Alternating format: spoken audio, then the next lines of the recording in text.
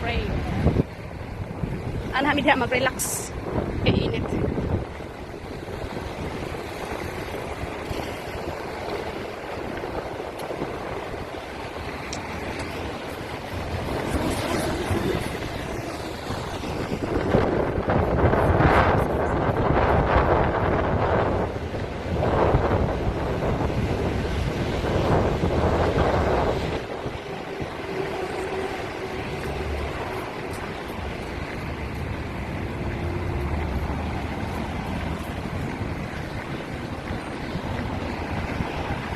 Kami di agi sa skywalk.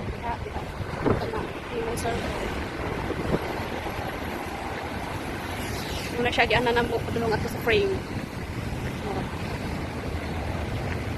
Init kayo.